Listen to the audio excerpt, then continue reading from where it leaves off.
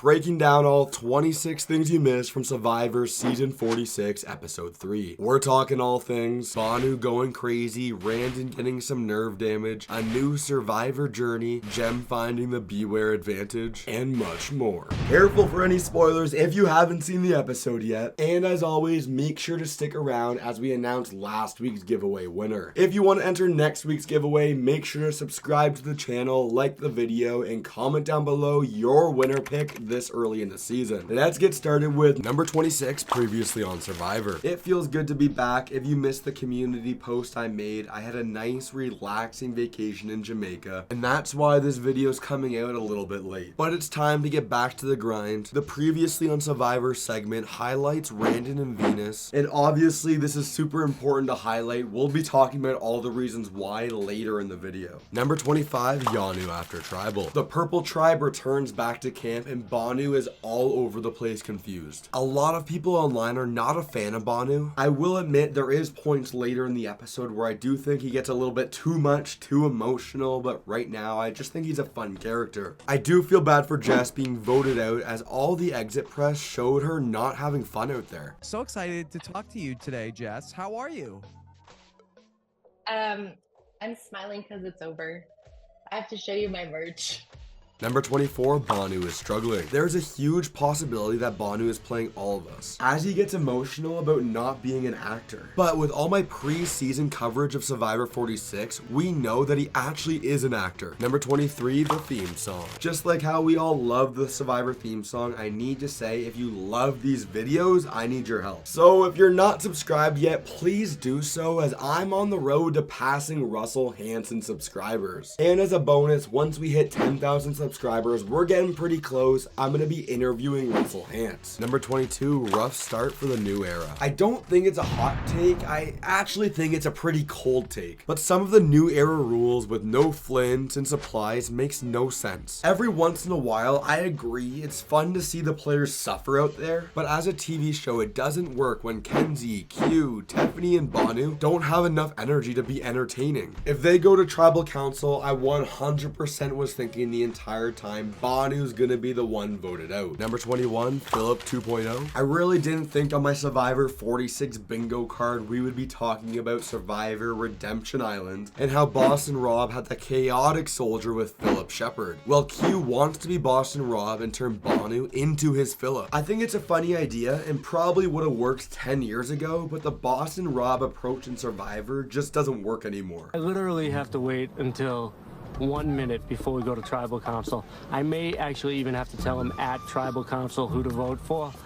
Number 20, Siga 4 days ago. This is quite weird and I believe a result of longer episodes the producers need to fill time with, as this green tribe is still just vibing with each other and going on an idol hunt together as a team. Charlie says it perfectly that these group idol hunts are 100% fake, as everyone wants it for themselves, leading into number 19, Jem finds the Beware advantage. Ultimately, this is a breakout scene for Jem because we haven't really gotten much from her from the first 2 episodes. This scene was fun and reminded me lots of Tony and Sarah sneaking around in Winners at War, and this ends up being the exact same Beware advantage we've seen all season, where you need to dig for a box, lose a challenge, grab the idol, and until then you lose your vote. Interestingly enough, there's an added layer we didn't hear about before, where if your tribe never loses a challenge, there's another step. Number 18, Survivor Man. Hunter is the Survivor MacGyver of the season, and I'm 100% here for it, as it feels super old school.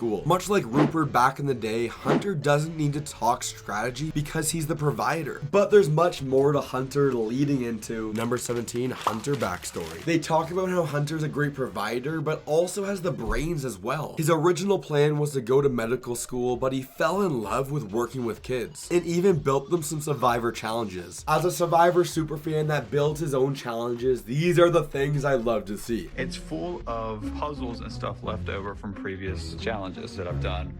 The drop down puzzles, tiles for building towers, more puzzles. Number 16, Superfan. You're a Survivor Superfan. I'm a Survivor Superfan. I created Idle Plays for Survivor Superfans. The Idle Play Survivor 46 drop has been off to an amazing start, and I need to say thank you for all the support. To celebrate, we're going to be giving the first 5 people that use the code ADVANTAGE15 15% off the Circles puzzle. This is a challenging puzzle from the first episode of Survivor San Juan del Sur with Wentworth, Jeremy, and Natalie. So if you're interested in checking out Idle Plays and any of the replica puzzles, or you just want to help support me and the channel, please go to idleplays.com. And remember, the first 5 people to use the code ADVANTAGE15 get 15% off the Circles puzzle. Number 15, Venus and Randen. This alliance between Venus and Randen is just so bizarre because you wouldn't expect it, as Venus believes that the 2 power players on the tribe are Hunter and Tevin. Number 14, the downfall of Randen. You never want to see this stuff happen. Obviously, we all know where things end up, as Randen's getting checked out for the doctor with numbness on the right side of his body. I would fully be okay if Randen gets the good old Bruce treatment and gets offered a spot on Survivor 47. Number 13, challenge time. It's a classic new era Survivor challenge, and I'm pumped to see it be played out again, as the players leap into the ocean and over crates in a rolling barrel, digging up sandbags and need to land them on targets. And for reward, the first tribe to finish gets a massive toolkit, and the second tribe to finish gets a smaller toolkit. Number 12, the challenge. We always get intense shots having the players get over the barrel, and for the first time, the purple tribe was in first place with green and orange following them. It was super creative, and I loved the big brain approach from Hunter to grab onto Tevin's legs to pull him over the barrel. I know a lot of people like to forget Survivor 41, but this is one of my favorite challenges with JD and Shan, as orange wins and green comes second, meaning the purple tribe is going to continue to struggle. He's so concerned about looking like Allen Iverson. He's like, money, and it doesn't land. We're like, there's no money there. You should have shouted out tribal, because that's where we ended up. Number 11, journey time. It's time for a journey, and because the orange tribe won the challenge, they get to decide one player from all the tribes that actually go on the journey. They decide Liz from orange, Ben from green, and Bhanu from the purple tribe. Number 10, purple and shambles. Leave a comment down below if you like how we always see a disaster tribe whenever Survivor does these 3 tribe formats. Personally, I always think it pays off to be on the disaster tribe if you can survive. Think Malcolm and Denise or the Tika 3 alliance. To make the situation a little bit worse right here though, the 3 remaining players wanted to vote out Bhanu, but he's going on the journey, meaning there's always a risk that Bhanu is going to be getting the advantage. Number 9, Q is pissed. As an athlete, I fully understand where Q is coming from. He seriously feels like he let everyone down, as he relates it to his football days in high school. Unfortunately, I really don't like the move by Q here. He's pulling a Gabler from Survivor 43 and asking the tribe to vote him out. Number 8, Survivor Journey. I really hope we get a tribe swap this season. There's always a chance we don't get a tribe swap, and that's why these journeys work so well, because it lets players on opposite tribes interact together. This journey is a new twist, as everyone draws a rock. Randomly, 2 players will compete in a challenge. If they fail the challenge, they lose their vote, and the other player returns to camp and doesn't play the game at all. Number 7, Journey Decision. I don't think it's that big of a hot take, but I'm not a fan of the randomness whenever journeys happen. I would prefer if the players choose who plays the game instead of it being all random. And at the same time, we realize Bhanu has a 100% chance of not winning Survivor, telling the other 2 players all the tribe secrets back at camp. And I will admit, it was at this point I thought Bhanu was being a little bit too dramatic and too much, as ultimately Bhanu and Ben are gonna be the ones competing, and Liz just goes right back to camp. Number 6, Journey Challenge. If you're a fan of the channel, then you know I'm a big fan of the crate puzzle. First appearing in the marooning challenge of Survivor 43, there is 3 small crates and 6 large crates to form a cube. Ben does say in a confessional that there's roughly 4 or 5 large crates in the puzzle, but I promise you, I've done the puzzle, there's 6. And I actually sell this puzzle on Idle Plays in all 3 of the Survivor 46 tribe colors in purple, green, and orange. And if you want to practice this this puzzle, gain an advantage, and not lose your vote like Bhanu and Ben, then go check out the link in the description with idleplays.com. Number 5, returning from the journey. Liz and Ben fully tell the story of Bhanu, making the purple tribe look pretty screwed once a merge happens. It does worry me a little bit that Ben lies about what happened on this journey, because eventually all the tribes will come together. And the sad music comes with Bhanu as he tries to lie about not playing the game, but then he tells Q the truth right away afterwards. Number 4, Bhanu and Q. Honestly, it shook me that Q was willing to keep Bhanu and blindside Kenzie. But really, when you think about it for a second, perfect sense. We need to remember that Bhanu is Philip and Q is Boston Rob. However, it was at this point I figured it out, and I think a lot of you figured it out as well. The episode was almost done,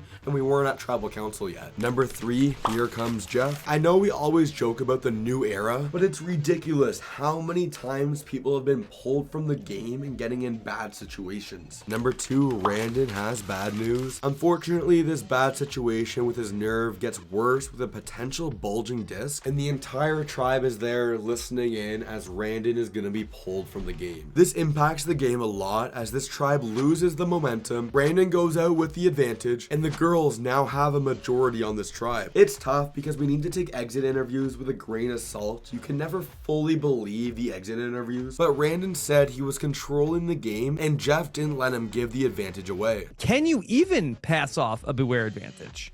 Yes, so you are so yes, there was an effort for me. I had talked to Venus. Number 1, Jeff on purple. What a weird way to end an episode, not going to Tribal Council, Randen leaving the game, and probably saving Bhanu in the process. Anyways, congratulations Richie, you're this week's puzzle giveaway winner. I'll announce a new winner next week, and click right here for the rise and fall of Russell Hantz.